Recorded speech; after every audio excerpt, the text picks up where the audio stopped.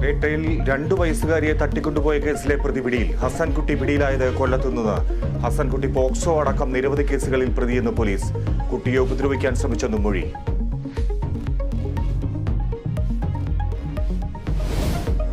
സിദ്ധാർത്ഥൻ നേരിട്ടത് ക്രൂരപീഡനമെന്ന് remand report. പുലർച്ചെ 2 മണിവരെ പരസ്യ വിചാരണയും മർദ്ദനവും. മുഖ്യപ്രതി സിജോ ജോൺസണുമായി ഹോസ്റ്റലിൽ തെളിവെടുപ്പ്. ഡീനിനെയും അസിസ്റ്റന്റ് വാർഡനെയും സസ്പെൻഡ് ചെയ്യും.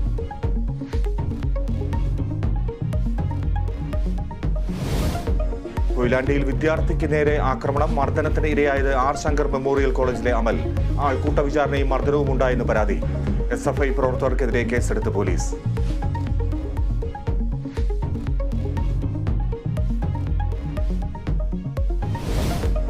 SSLC പരീക്ഷ നാളെ മുതൽ. പരീക്ഷ എഴുതുന്നത് 4,27,000 വിദ്യാർത്ഥികൾ. ആശംസ നേർന്ന് വിദ്യാഭ്യാസ മന്ത്രി.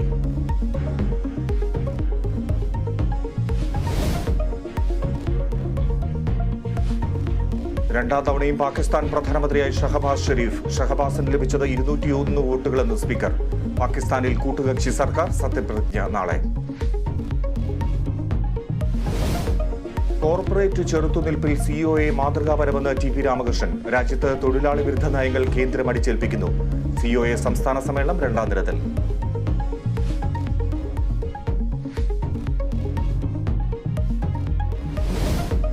മോഹൻലാൽ ചിത്രം ബറോസിന്റെ റിലീസ് തീയതി മാറ്റിയത് ആടുജീവിതം മാർച്ച് 28-ന് റിലീസ് ചെയ്യുന്നതിനാൽ. ചിത്രം തിയേറ്ററിലെത്തുക മെയ് 16-ന്.